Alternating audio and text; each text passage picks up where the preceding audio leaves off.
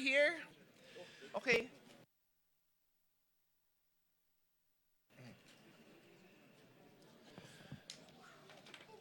The Blue Ribbon Committee hearing is now called to order. Magandang umaga po sa inyong lahat. Let me start by thanking every single person here. I'd like to thank the staff and our media friends for allowing this event to take place.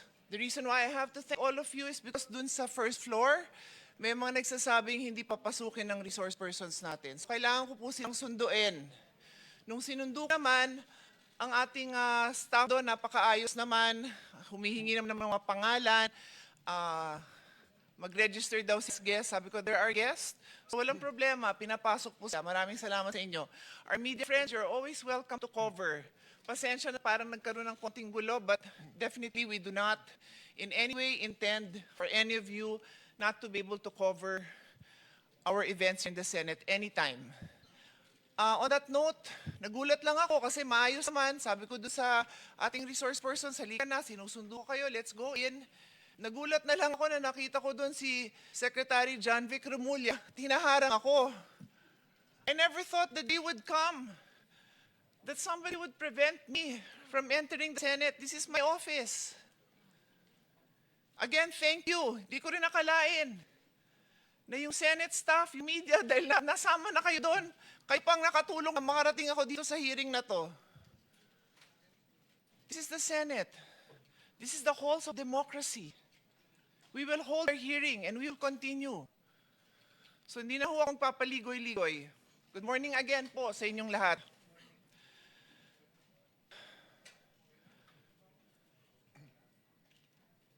Before I begin, I'd like to address a very important thing. Yesterday, a session was purportedly held by 12 senators, 12 po, in which committee assignments were declared vacant and chairmanship of this very committee, this committee on the Blue Ribbon, was allegedly replaced. I stand before you today to state clearly and unequivocally that session was invalid. Wala po silang 13. Kahit grade 1, marunong magbilang. Kailangan ng 13. So wala ho silang authority gawin yung mga ginawa nila. The 1987 Philippine Constitution states, Article 6, Section 2, the Senate shall be composed of 24 senators. May narinig ho kayo 22?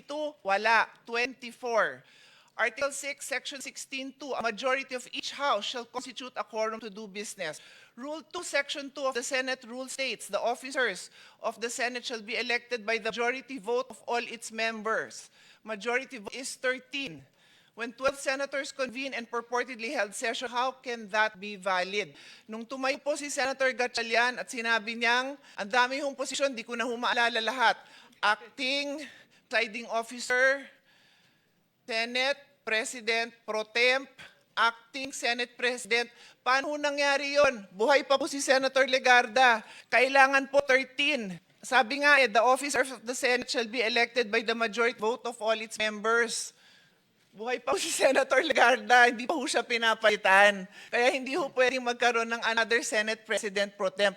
I also say this for the sake of our staff na litong-lito na sa ginagawa ng mga kasama natin.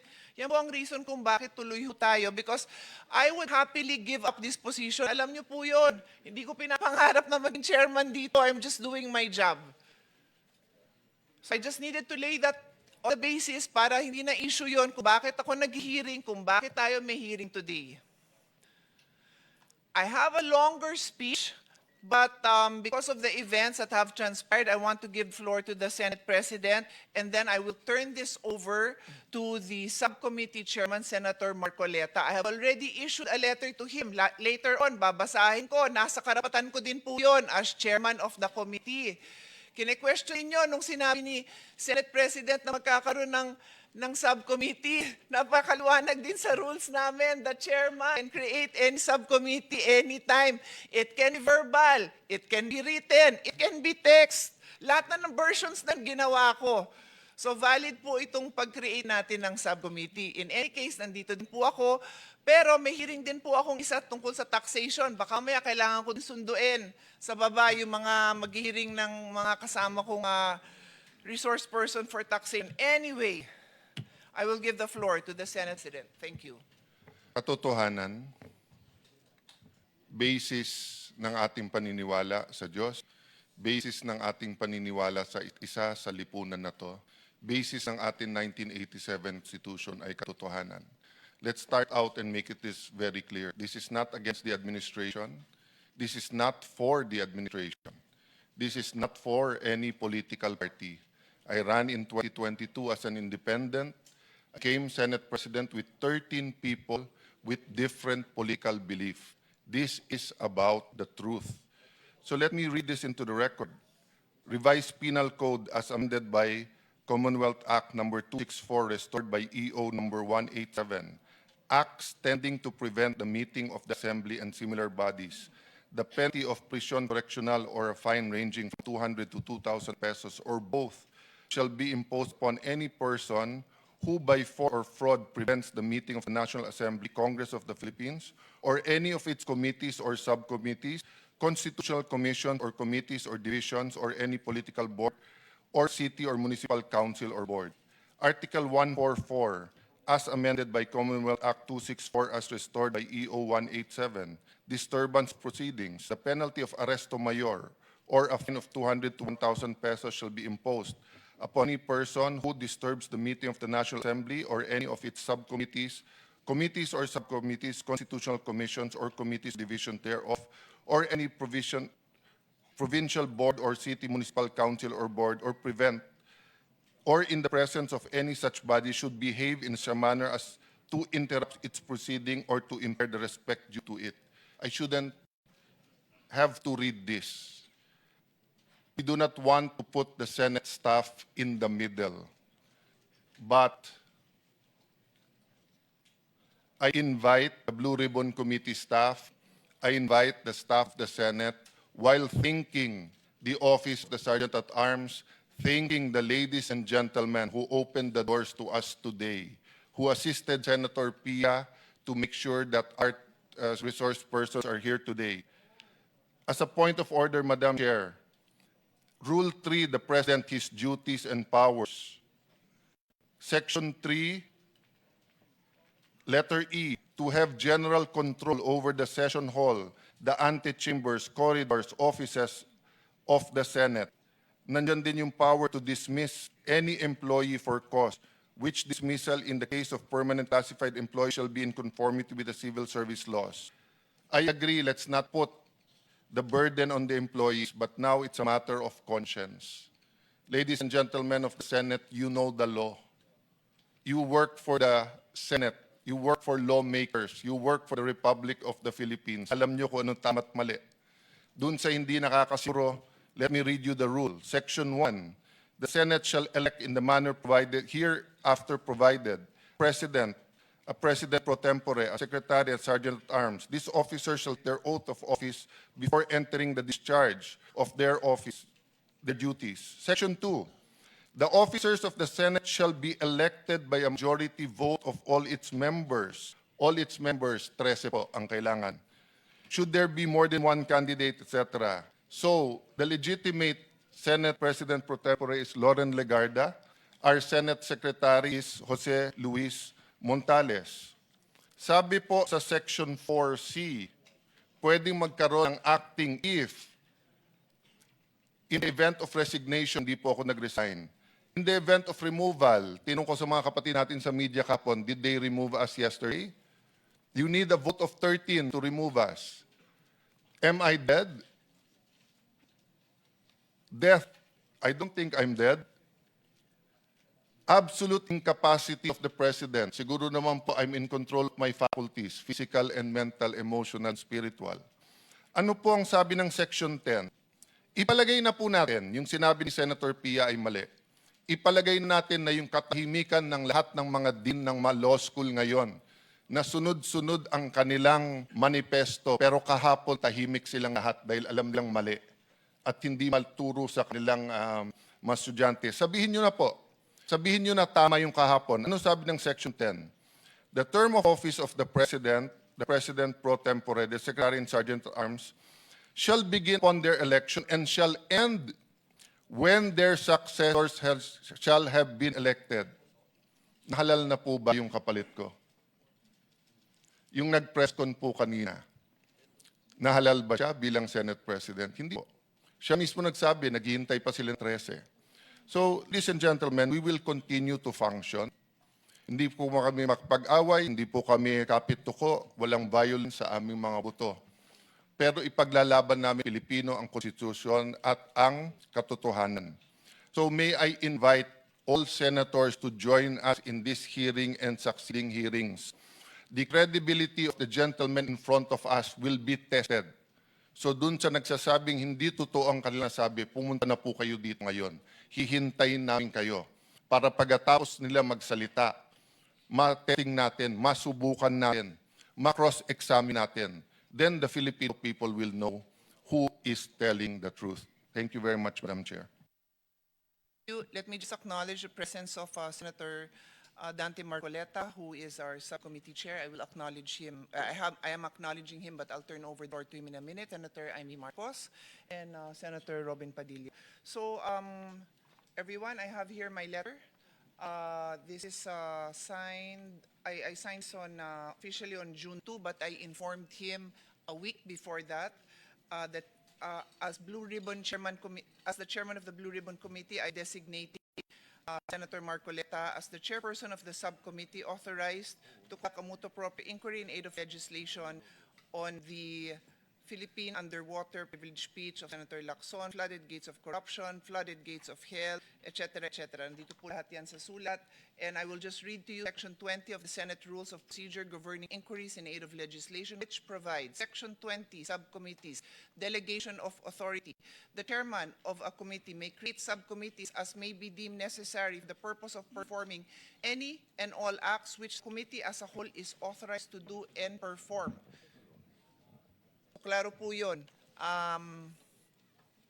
Sayang lang si ang time at ang energy ng tao na yung mga kasamahan mismo natin sa Senate ay nagbibigay po ng reason for people to doubt that this subcommittee is authorized to be formed. It is. So it's very clear in our rule. Hindi na to dinidebate kung gusto lang naman ng mga tao na maliwanag. So on that note, I will move to the side so Chairman Dante can take over. And then I will also be in a taxation hearing later. I will be able to stay for a while. Thank you.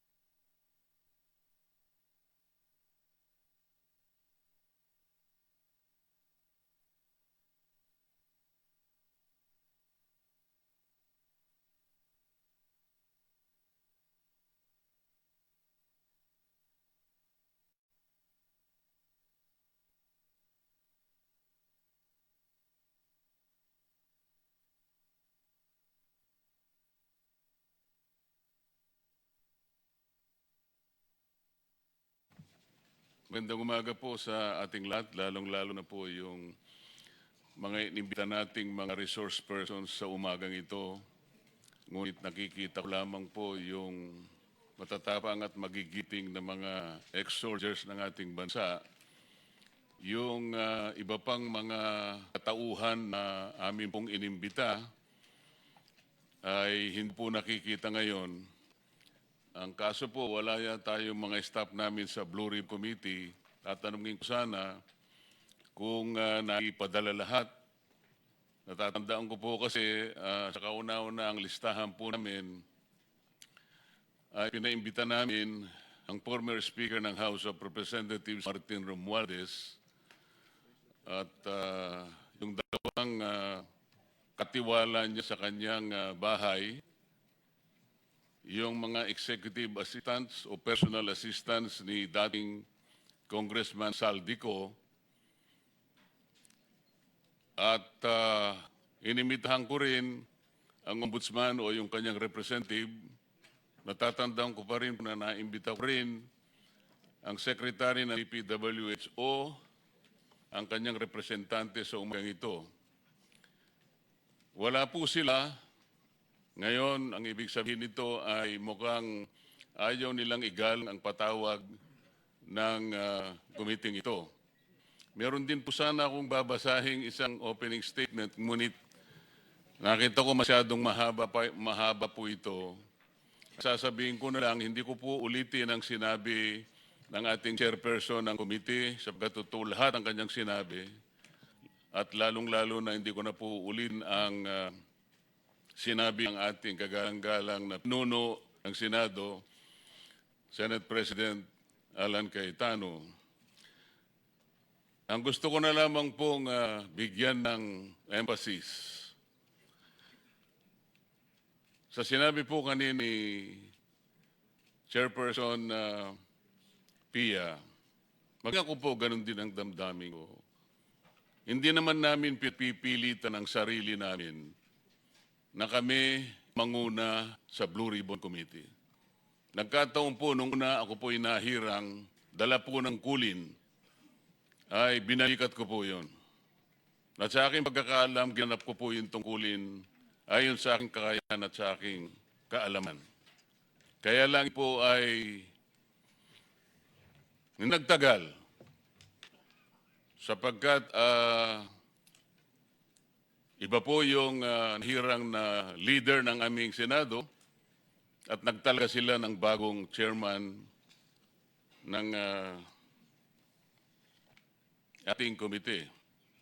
Kaya pansamantala, hindi na po ako naging chairman, ngunit ako'y naging miyembro pa rin. Ang problema lang, nung sila na po ang humawak ng chairmanship ng Blue Ribbon Committee, kayo pong nakakaalam at lahat po ng Pilipino na sumusubaybay sa pagdinig na ito, wala po silang ginawa para ituloy ang pagdinig. Sila lamang po ang may kaalaman ng dahilan kung bakit ayaw nilang ituloy. Ayaw nilang ituloy, gusto pa nilang pagtakpan ang mga taong utak at mastermind ng pinakakarumal-dumal na pagnanakaw na salapi ng bayan sa kasaysayan ng Republika. Yung pong kasama naming 11, ng 11 sa amin kahapon, wala mang isa sa kanila ang naglakas loob na magsabi, mga kasama, ituloy na natin ang pagdinig na ito. Naghihintay ang sambayang Pilipino. Hindi ba tayo nahihiya? Pera po nila ito. Ipaliwanag natin sinong kumuha, saan napunta, ano nang mangyayari ngayon. Meron po bang nagsalita sa kanila? Isa man sa kanila? Lalo na po yung madaldal sa kanila. Wala po. On record, kayo pong mga partisipa sa media, nakarami po sa inyo ay bayaran. Sasabihin ko na sa inyo ito. Meron po bang nagsalita sa kanila? Kayo pong members ng media, tinanong niyo po ba sila kung bakit nagpakatahimik sila? Halos 10 buong singkad hindi sila kumuha. Nung kami po ang nagkaisa para manguna uli sa Senado, ngunguna na Senate President Alan Cayetano, hindi pa po kami nagtatagal. Gumawa na sila kaagad ng paraan para matigil kaagad ang pagdinig ito. Iisa lang po ang layunin. Iisa lang po ang layunin nila. Pigilin taga at ibaon na sa limot ang tungkol sa pangyayari ng flood control scandal. Wala na pong ibang isyong pinag-uusapan. Wala na po. Kailangan po mapagtakpan, makalimutan, akala nila malilimutan ng taong bayan ang nangyari na iskandal sa kasaysayan ng ating bansa. Sino pong makakalimutan inyo?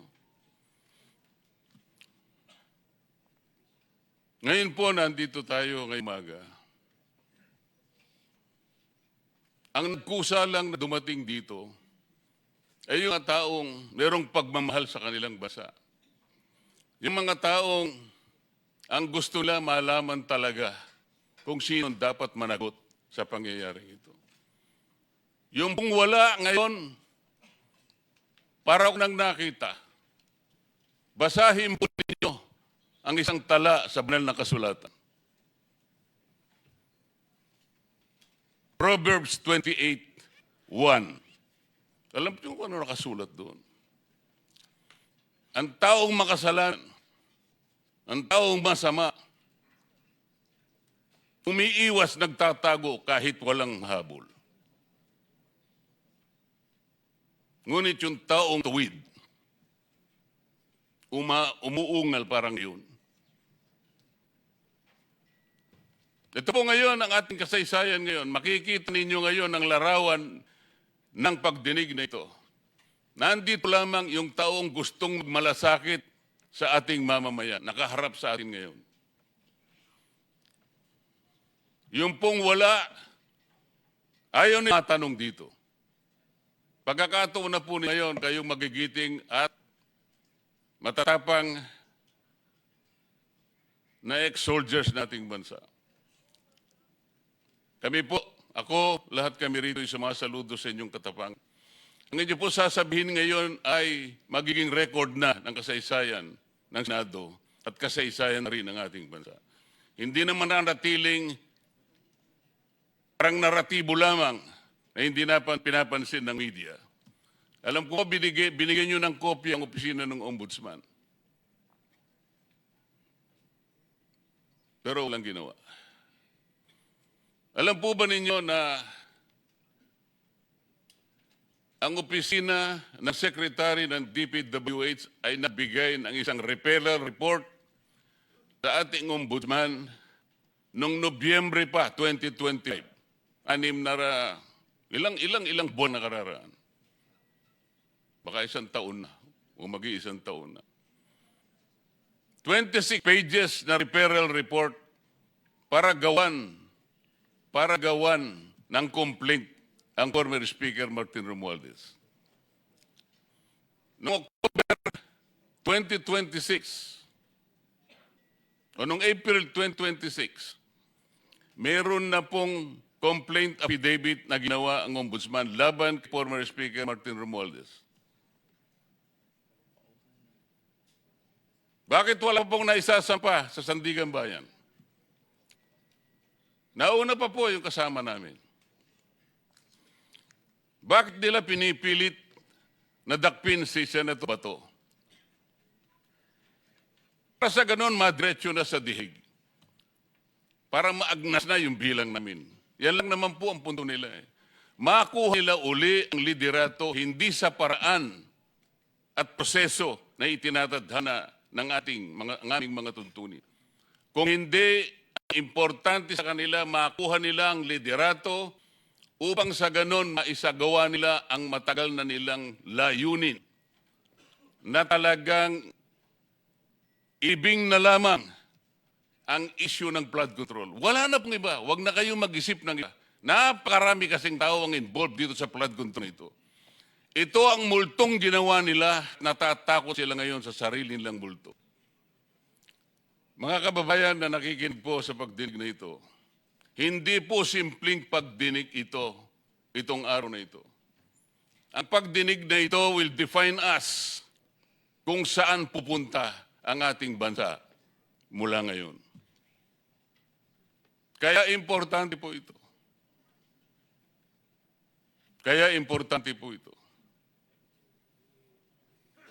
Dahil wala po yung mga importanteng mga taong pinatawag natin na dun sana pasisimulan ng mga tanungan, kayo pong nandito ngayon, tatanungin na lang. Pagkakataon na ninyo, marerecord na ng formal ang sasabihin ninyo. Matatala ang formal. Mr. President, bago ako magsimula, meron ka bang gustong idagdag muna? Well, it's not too late. The Office of the Ombudsman, DPWH, DOJ, marami kami tanong. We need an impartial report, not a partial report. So sana pumunta sila.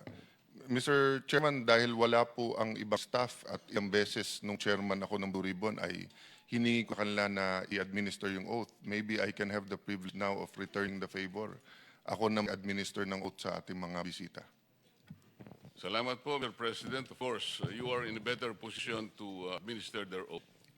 Magsitayo po kayong lahat. Taas natin ating kanang kamay. Do you swear or affirm to tell the truth, the whole truth, and nothing but the truth in these proceedings? Thank you. For the record, Mr. Chairman, all of the resource persons seated around the tables here have taken their taken or their oath. Thank you, Mr. President. Mr. President, for your information, Attorney Rondain, lawyer for Saldico, is in the vicinity, but I received a notice that he is prevented from making his way into this hall. Sana po ay merong makapagkatulong sa kanya para makarating dito.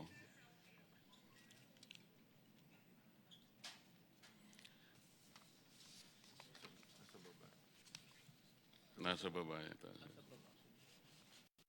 We ask some of our staff to see what's happening there, and then kung kailangan namin sunduin, susunduin natin.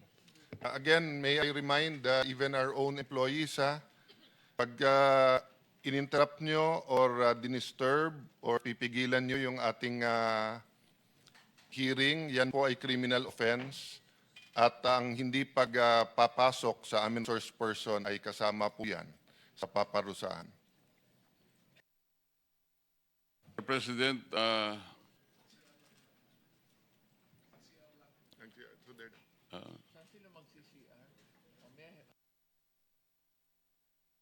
Sir, meron dito sa likod, dito na lang po, para mas safe. Sasama na lang po kayo. Dito na po kayo. Samahan na lang dito.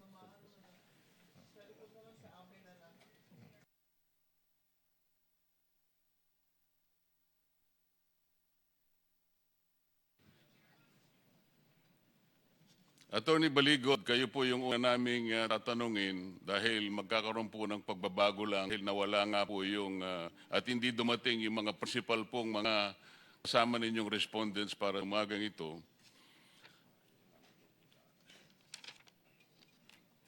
Kayo po ba ang tumatayong abogado ng 18 ex-soldiers na nakaharap sa ating ngayon sa komite ito?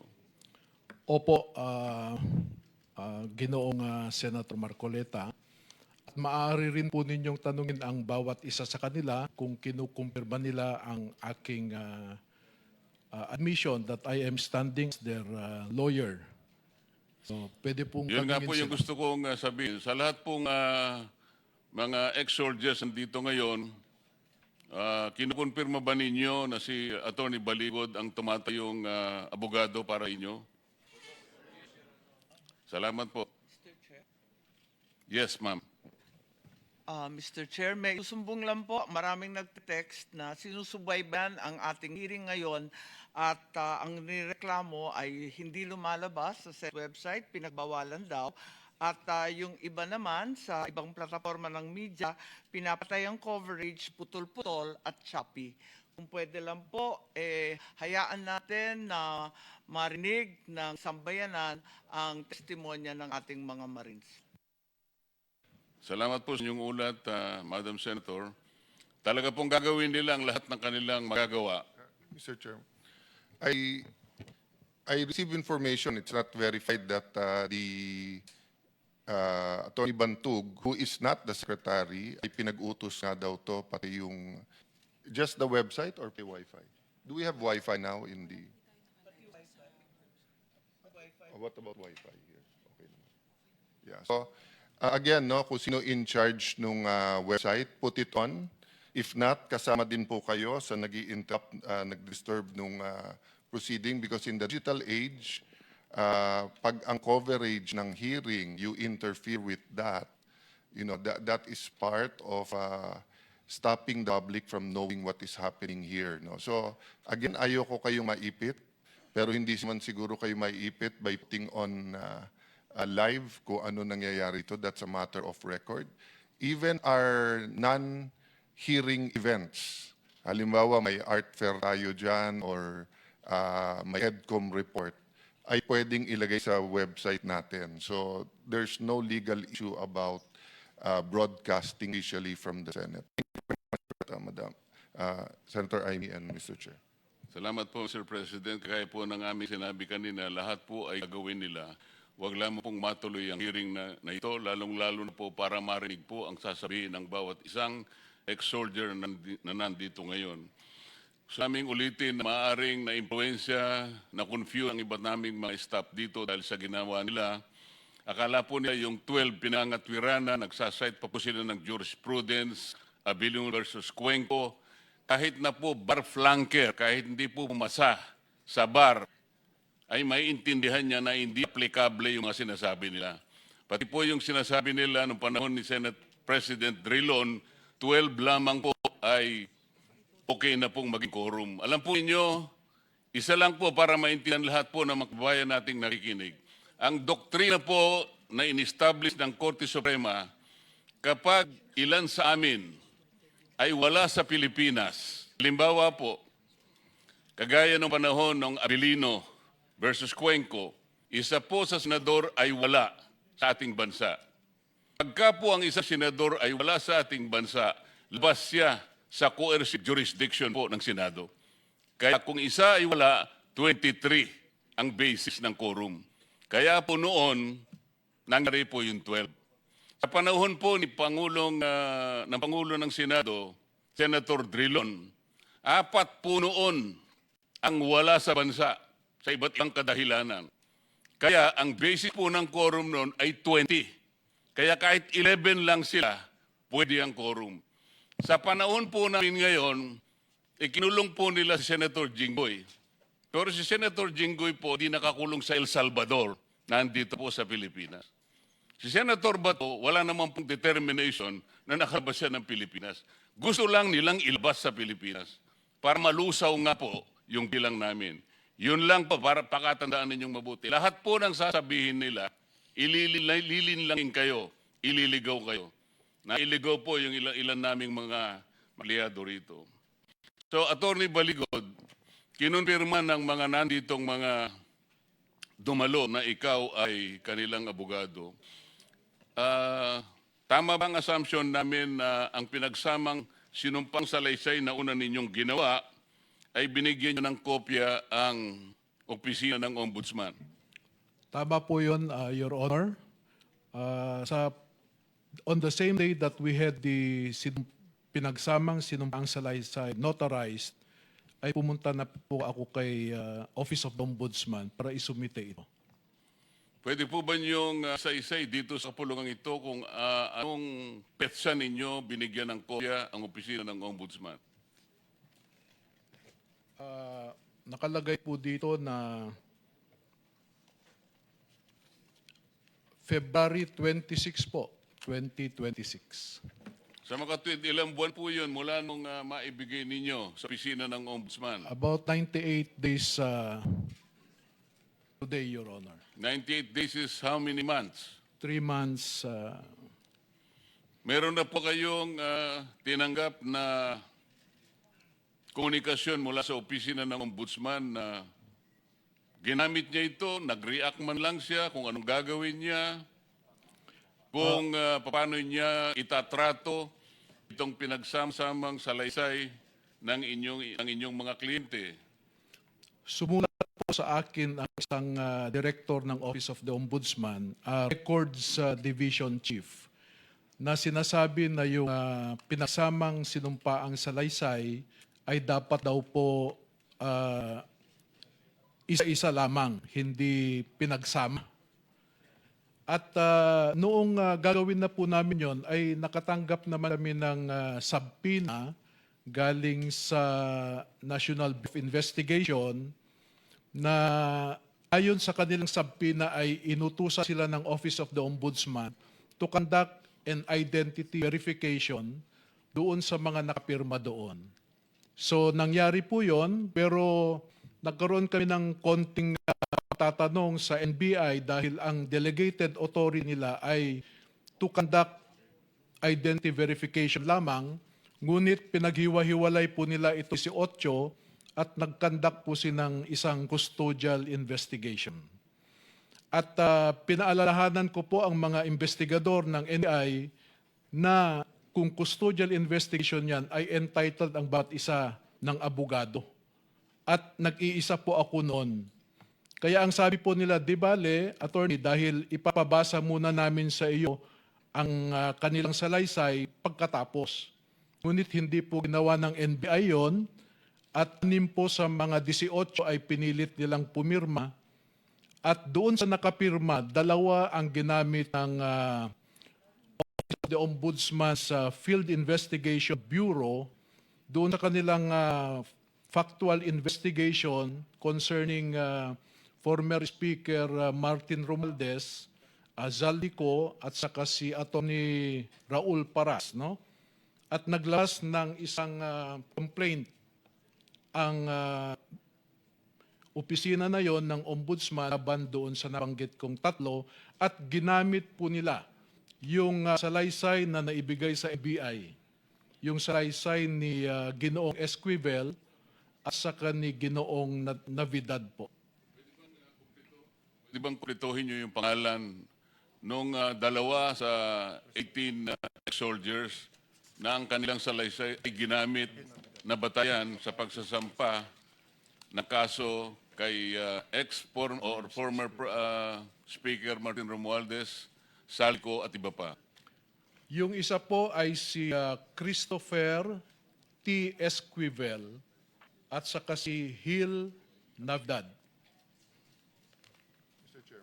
Mr. Chairman. Yes, Mr. President. No, just as a lawyer, kumpanyero, and you as a practicing lawyer, no? Hindi ba mali yung procedure ganon? Kasi ang alam ko sa custodial investigation, the person under investigation has the right to choose his lawyer. At kailangan all throughout the custodial investigation, present yung lawyer niya. Hindi pwedeng sabihin ng piskal, ng police, ng NBI o ng sino man, papakita muna namin sa iyo. You're there to advise them all throughout that procedure. Tama po ba ako? Tama po yun, Senate President. Yun po ang sinabi ko. I cautioned the NBI investigator about that. And inadmit nila na alam din po nila yun dahil abogado rin sila. Kaya ako naman, para hindi nila masabing obstructionist po ako, ay pinayagan ko po sila interviewin isa-isa na walang kasamang abogado, but with the condition na pag natapos nila, bago pumirma yung interviewee, ay basahin ko po muna at kasama ako sa pipirma. Ay hindi po yun sinunod ng ilan sa mga NBI investigators. I'll ask the follow-up questions later on so that we can fast. Thank you, Mr. Chairman. Pero Atty. Baligod, nung ibigay mo itong kopya sa kanila ang pinagsamang sinumpang salaysay, wala naman silang sinabi sa iyo na yung pinagsamang salaysay na yon sa kanyang kabuuan ay hindi nila sinabing walang kwenta, hindi nila sinabing walang saysay. Wala naman po silang sinabi as to the value of the affidavit. Kanya lang gusto nilang isa-isahin.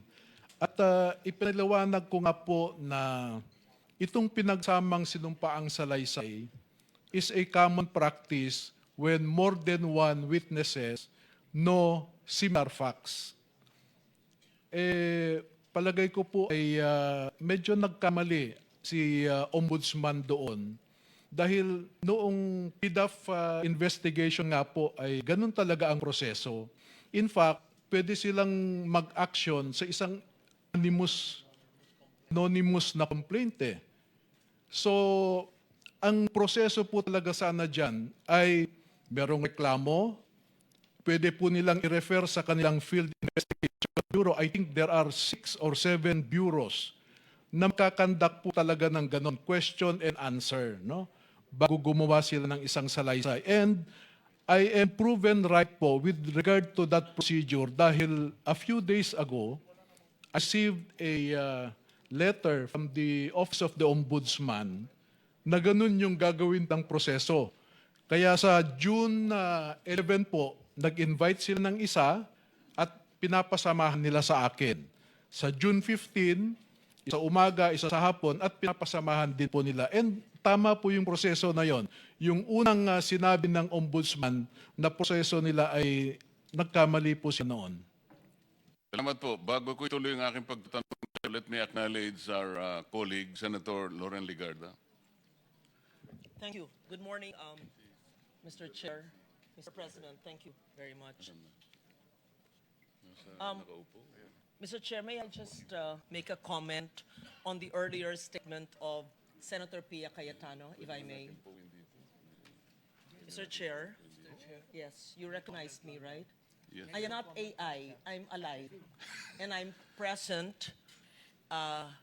Opo, ina-acknowledge ko po na hindi kayo AI dahil Oo. kilalang kilala. Umari ko po kayo, kaya alam ko Opo. po, kilala ko po kayo.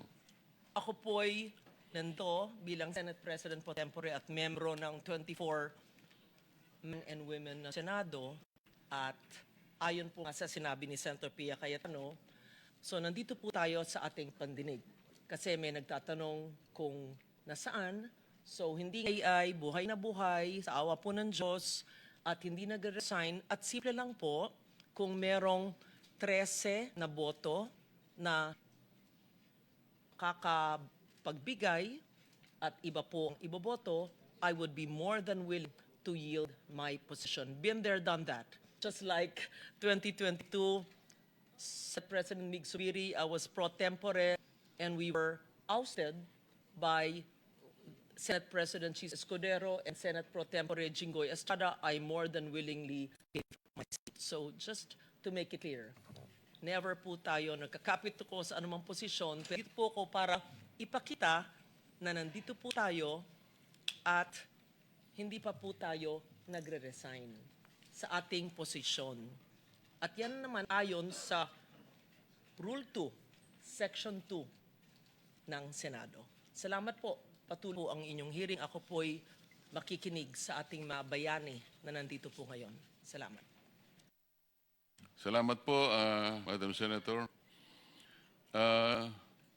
Attorney Baligod, pakikita ko sa iyo yung kopyang ibigay sa akin at sabihin mo sa pagdinig ko kung itong dokumentong ibinigay sa akin ay kapareho rin nung isinabit mo sa opisina ng Ombudsman. Pakibigay.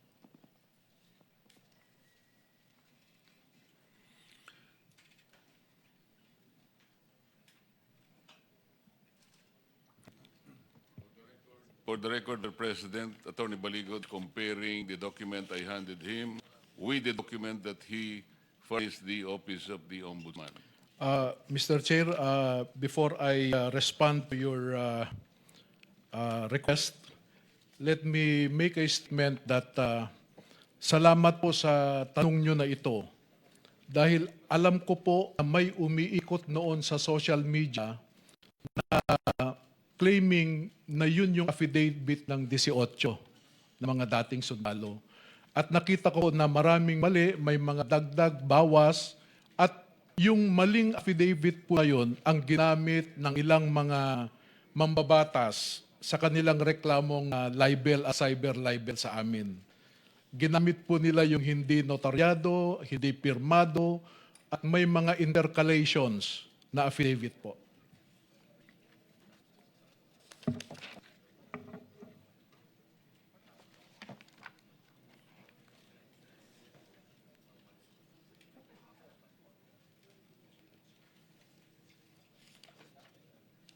Well, Attorney Baligod, Mr. President and colleagues, is comparing the document.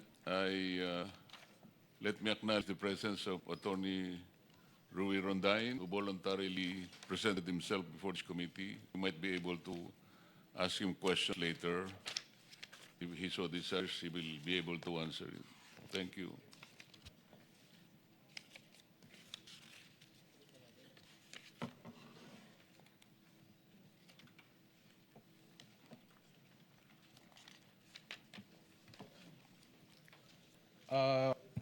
Mr. Chair, except for the pagination and the contents of a specific page, meron pong pagkakaiba, no? Like for example, in page 12, Sa amin pong simite sa Office of the Ombudsman,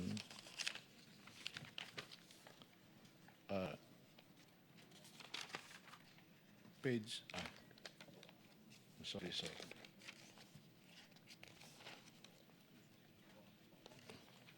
Your Honor, I withdraw my initial statement and I confirm that these are the same. No? Parehong-pareho. Opo, hindi ko nakita kasi yung isang page kasi nakalimutan ko yung salamin ng sasakyan. Okay. Pero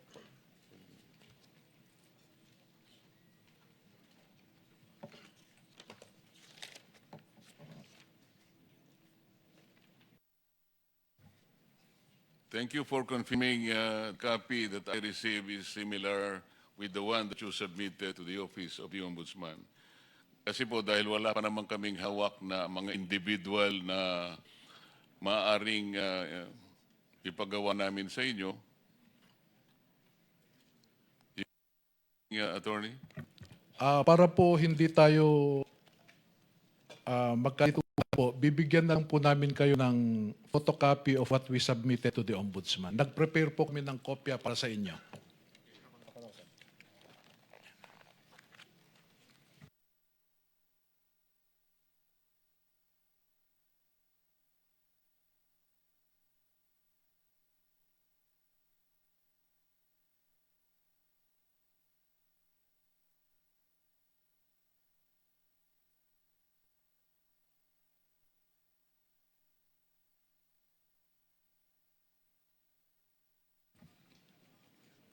For the record, again, Attorney Baligod gave the chairman as well as my colleagues in the committee a copy of the pinagsamang salaysay of the 18 ex-soldiers. The copy that was submitted to the Office of the Ombudsman sometime in February 2026.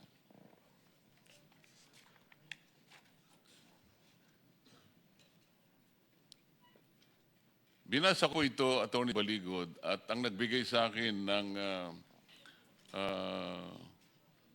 malaking atensyon ay yung napakaraming deliveries ng mga maleta na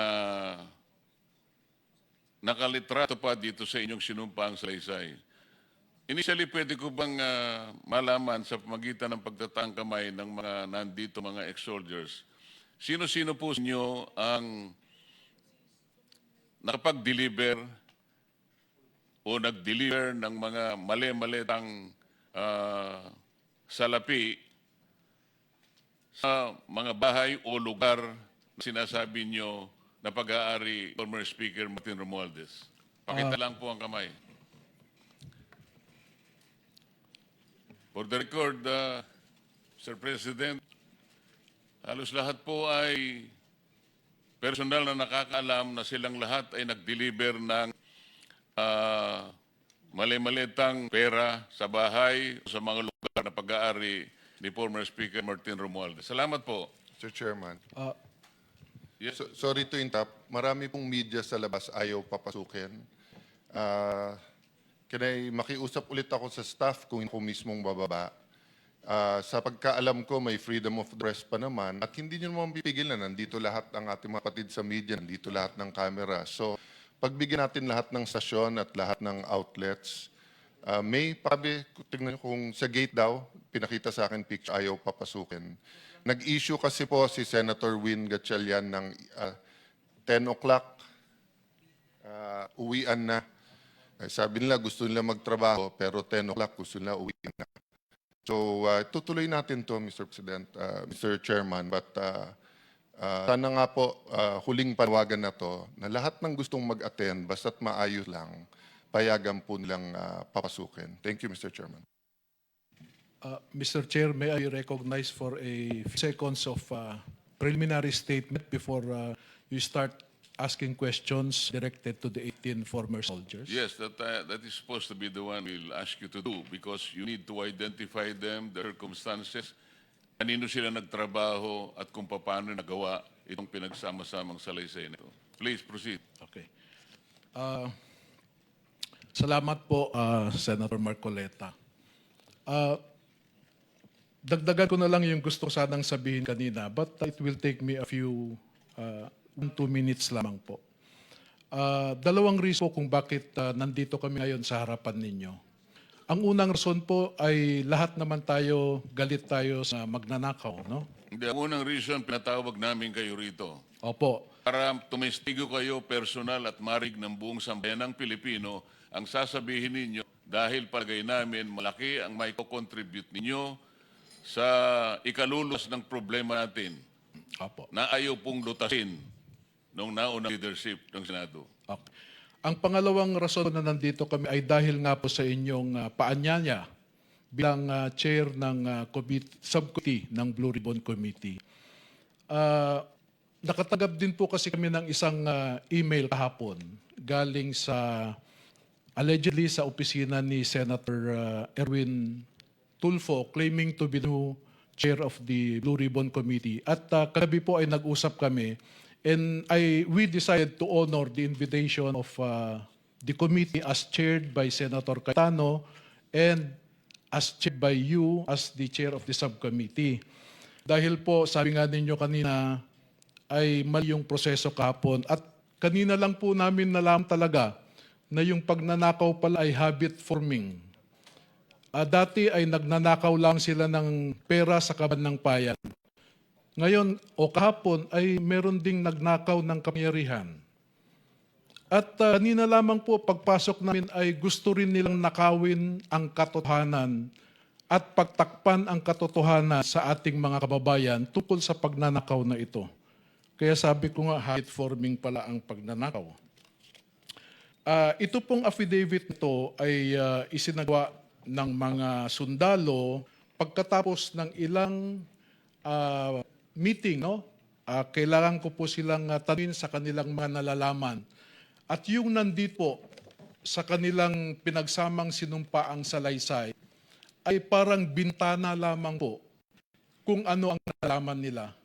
Marami pa po silang alam na hindi namin inilagay dito at sinadya ko po na hindi ilahad-lahat because I just wanted concerned agencies of government to look into their allegations. Parang imbitasyon lamang. At gusto naming sa isang formal na investigasyon sana ilalabas ang lahat po. Marami pong wala dito at halimbawa nga po, pardon me if I touch the sensitivities of some. Especially nandito po ang isang ginagalang nating babae na miyembro ng Senado na ito. Pero halimbawa po, personal na witness ng mga sundalong ito, isang miyembro ng ating Senado ay engaged sa human trafficking, namimili siya ng babae. At ipinapakpan ng mga sundalo sa kwarto na nandun yung kasamahan po ninyo. Attorney, sorry ha. Ang problema kasi karamihan ng Senado, lalaki. So pag hindi mo sinabing pangalan, baka hindi kami makauwi ng buhay sa mga asawa namin. So banggitin mo na sino. Masasabi ko po na wala dito. Okay. No? And in due time po Okay, in due time, basta't may personal knowledge ha, basta't hindi marites, go ahead. Pero as much as possible, Mr. Chairman, yun ang request ko. Wala tayong sasabihin na hindi personal knowledge. Pangalawa, pag sinabi ng meron ganito sino, para mapagtanggol niya sarili niya. Inuna lamang po kasi namin itong pagnanakaw, no? Pero yung ibang mga krimen na nalaman namin, ay sabi ko nga, in due time, dahil nakita po namin na ang sitwasyon ng ating bansa ngayon ay delikado pag ikaw ay magbunyag ng isang katotohanan. The executive now has control practically of Congress. And Sorry to interrupt. Sir President, Mr. Chairman, I'll take a leave. Ayaw papasukin pa rin yung ibang media. Bababain ko na lang muna. Yes, apropos of that, Senate President Alan, please, nahack po yung website yata ni Chairman Marcoleta at hindi na lumalabas. May lumalabas na nagda-drums, nahack po yung kay Yung Senator Facebook. Marcoleta. Yes, at hindi siya makapag-livestream. May taong nagda-drums, yun na lang ang lumalabas. Nakakapagtaka. Ikalawa, bago kayo sa Senate President Alan at saka kay Chair Marcoleta, ibig ko lang tanungin, bakit po narito ang DILG Secretary John Vic Remulla. Pinagtatakahan ko po dahil ang pagkaalam ko, ang tanging security lamang sa atin ay ang OSAA. Sino ba ang nag-request? Kasi di ba kailangan magtimbre ang PNP, napakarami po nila. Yeah, well, Mr. Chair, we just assume regularity. But we'll find out. No, we'll find out. There was news kanina na ni-request siya to be here by Senator Win, but as we said, Senator Win has no authority. It is the Senate President who has authority over the corridors and premises of the Senate. Having said that, I assume good faith, but puntahan ko lang yung media kasi malapit na yung testimony ng ating mga kasama. Kaibigan po naman natin si Secretary John, subalit maraming nagtatanong kung local government unit o LGU na lamang Senate. Yun So for lang. the record, pinapapasok na rin. Thank you for that question, Madam Amy. I'll find out. I just have to take stock.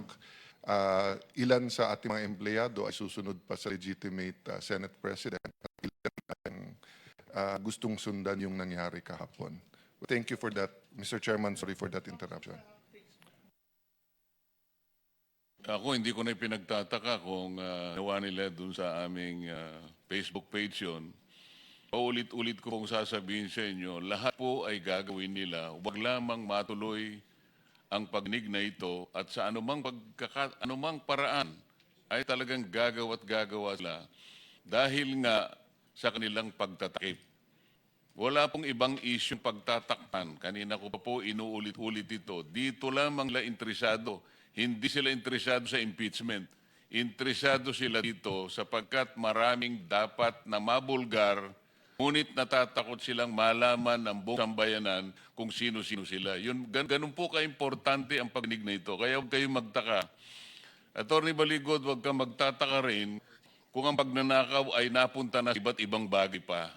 Malalaman mo naman, ninakaw na nga yung karapatan namin sa nang magano rito. Akala nila siguro hindi kami papasok sa araw nito at maniniwala kami sa kanilang ginawa. Hindi po totoo lahat yon. Alam naman ninyo, kagaya sa Ombudsman, at saka kasama nila sa 11, sila ang promotor ng bend the law. Hindi ba? Nakakalimutan nyo na ba yun? At sinang-ayunan nga yun ng pinuno ng Ombudsman. Alam na ninyo ito. Kung sila mismo ang promotor ng bend the law, kaya nilang gawin lahat ito. Pero ulitin po namin, kahit sila po sana ang manguna dito sa pagdinig na ito, wala po kaming problema. Kung nagkakaisa lamang po kami sa kagustuhan ng mamamayan, napapanagutin po natin ang lahat nagkasa. Kahit sila po yung chairman, walang problema. Kaya lang ako na lang po ang nagsasabi sa kanila isa-isa na tulungan nyo ako, pagtulungan natin na maayos natin ang problemang ito dahil naghihintay ang taong bayan. Hindi po ba yun ang mabuting paraan? Bakit ayaw nilang masama? At ngayon, ginagawa nila lahat ang kaya nilang gawin. Huwag lang matuloy ang salita ng bawat isa sa inyo. Pero itutuloy po natin. Attorney Baligod, yung tinatanong ko sa iyo, establish mo kung paano, saan galing ang mga dakilang mga sundalong ito, paano nila nagawa ang sinumpang salaysay, kanino sila nagtrabaho at paano sila nagkaroon ng ganitong impormasyon para maglahad sila ngayon sa umagang ito sa harap ng komite. Salamat po, Senator Marcoleta.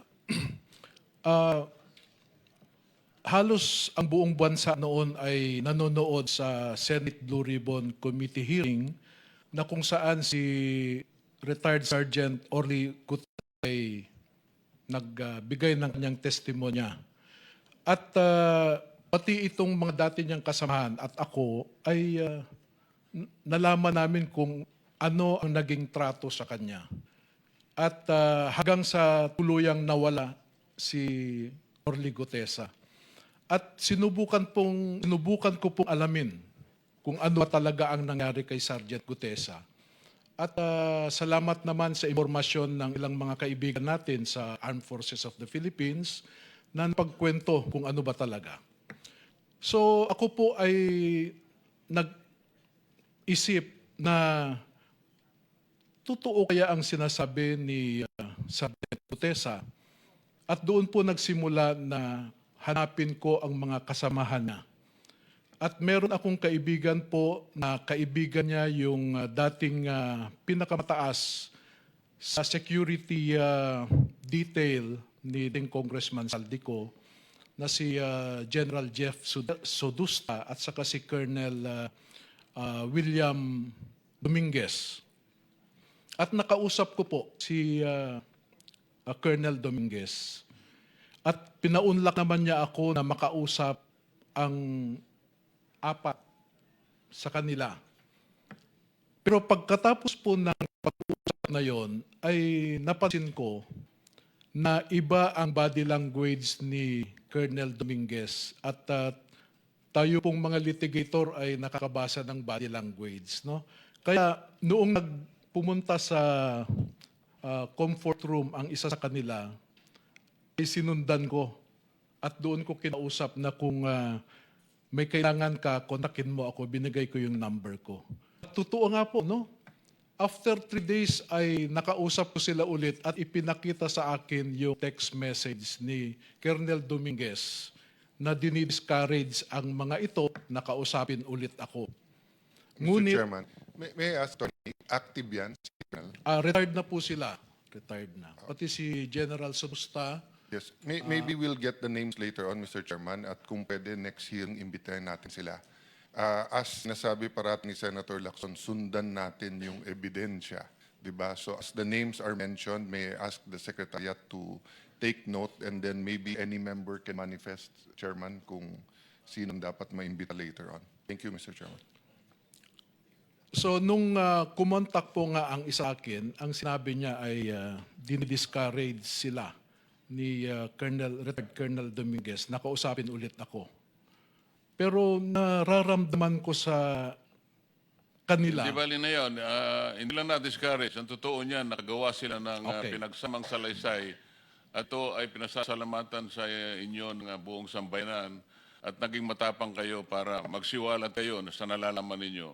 Ang gusto ko lamang talagang tindigan ninyo, lahat ng sinabi nyo rito, lahat ng nakasulat dito, ay kaya ninyong tindigan at maaari pa kayong makagawa ng detalyadong pagsasalaysay kung kinakailangan. Sapagkat nabasa ko yung ibang bahagi ito, medyo may pagka-general ang approach. Katulad halimbawa, nung sinasabi nyo rito na may mga maleta ding naibigay sa mga miyembro ng media. Wala kayong binanggit dito pero inaasahan ko na ididetalya ninyo kung sino-sino ang nabig ng maleta sa panig ng ating mass media.